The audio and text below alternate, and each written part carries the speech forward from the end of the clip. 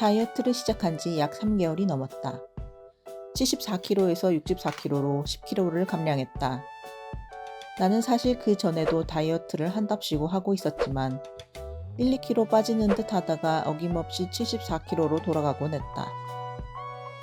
저울에 다시 74kg가 보일 때마다 너무 짜증이 났으며 내 자신이 한심스러움을 느꼈다. 거의 8, 9개월 동안 이런 상태가 반복되고 있어서 나의 멘탈은 너덜거렸지만 포기는 하지 않았다. 아니, 포기를 할 수조차 없었다. 살을 빼지 않으면 나는 남은 일생 동안 고통받을 것임을 알고 있었기 때문에. 현재 상태에 만족하며 그냥 살으라고? 그건 회사에서 영혼을 빼고 그냥 다니라는 말과 같다. 영혼은 죽어도 안 빠진다. 계속 고통받는 상태로 버티는 것일 뿐. 이제는 예전에 입던 바지가 허리가 널널해질 정도로 뱃살이 삭제되었으며 뭔가 지방만 덜렁덜렁 거리던 몸뚱아리에서 근육같이 보이는 무언가가 보이기도 한다. 그렇다. 이제 드디어 나에게 오롯이 커스터마이징된 살을 빼는 방법을 알게 된 것이다. 나는 책을 읽으며 지식을 습득하기 시작했다. 인간의 몸은 경이로울 정도로 효율적으로 생존에 특화되어 있는 수많은 화학작용과 대사가 일어나는 유기체이다. 사람마다 유전자가 다르고 대사 능력도 다르고 기전도 다르기 때문에 어떤 다이어트 방법이 맞다 틀리다 할 수 있는 것이 아니었다. 대사 시스템은 너무나도 복잡하고 또한 각 사람마다의 환경도 너무 다르기 때문이다. 결국은 다이어트 방법을 심플하게 만들고 내 라이프 스타일에서 지속 가능한 방법으로 다이어트를 하기로 했다. 인간의 몸은 1000칼로리를 섭취한다고 해서 그만큼의 에너지로 정확하게 변환되어 사용되는 기계가 아니다. 하지만 칼로리는 우리가 가장 간편하게 확인할 수 있고 섭취량을 확인하여 조절이 가능하다는 점에서 유용하다. 나의 경우 인바디 결과 기초 대사량이 1350칼로리로 확인할 수 있었고 하루 권장 칼로리는 1950칼로리이다.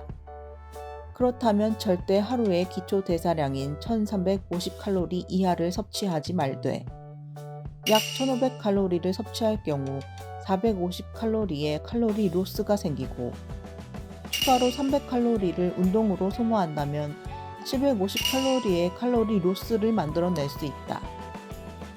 그럼 이론적으로 10일이면 7500칼로리를 소모하게 되고 지방은 1kg가 7700칼로리이니 10일에 약 1kg의 체지방을 감량할 수 있게 된다.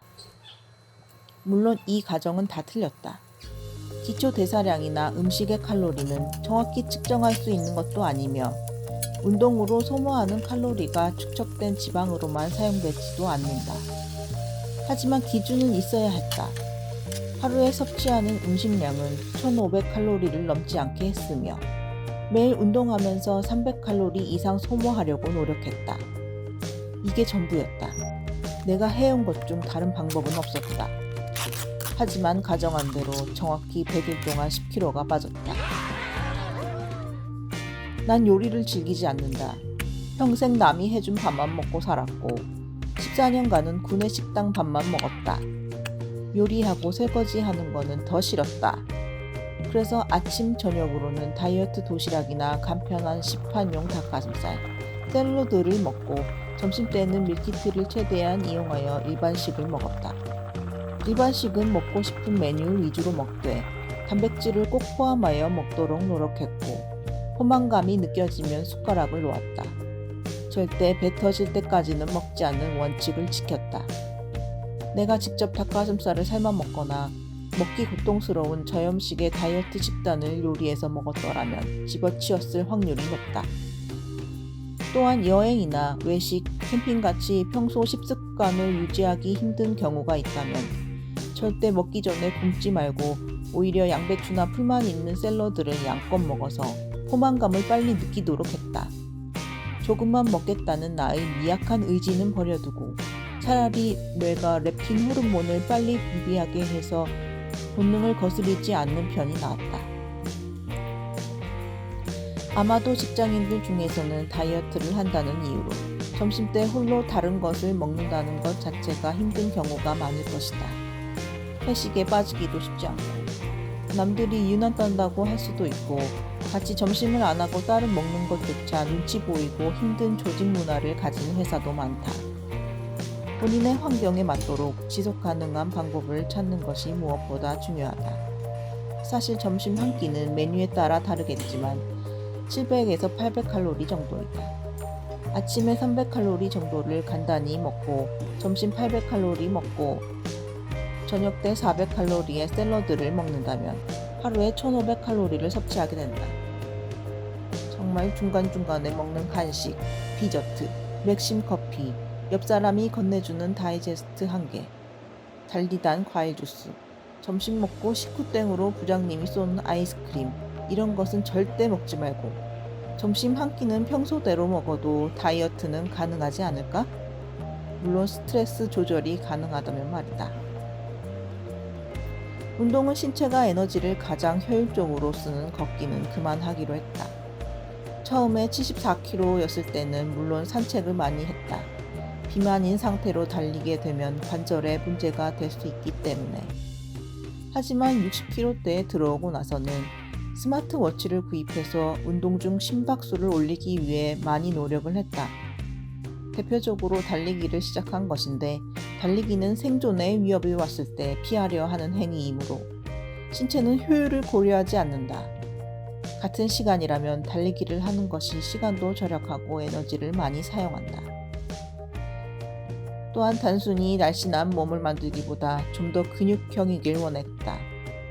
그래서 PT를 하며 웨이트 트레이닝을 해온 것이다. 20대 때와는 다르다. 그 시절에는 이성을 찾는 게 목표이기 때문에 남성들이 좋아할 만한 날씬한 몸을 선호한다. 하지만 지금은 왜 집에서 힘쓸 일이 더 많은 것인지? 이 정글 같은 생태계에서 먹고 살려면 근력과 체력이 필요하지 얇은 팔다리로는 몸에 골병만 더 들 뿐이다. 당연히 누구나 하루빨리 살을 빼고 싶지만 급하게 할수록 원상복귀될 확률이 높으며 지방보다는 수분이나 근육이 빠지는 경우가 많다. 나의 다이어트 방법이 누구나에게 통하지는 않겠지만 자신만의 환경에서 지속 가능하도록 원칙을 세우고 매일매일 그것을 지켜가는 것. 이것은 누구에게나 통하지 않을까? 세상에는 연애든 결혼이든 일이든 인간관계든 마음대로 되는 것 하나 없지만 그래도 인간의 몸이란 그나마 정직한 편이다. 노력하면 변할 수 있으니 말이다.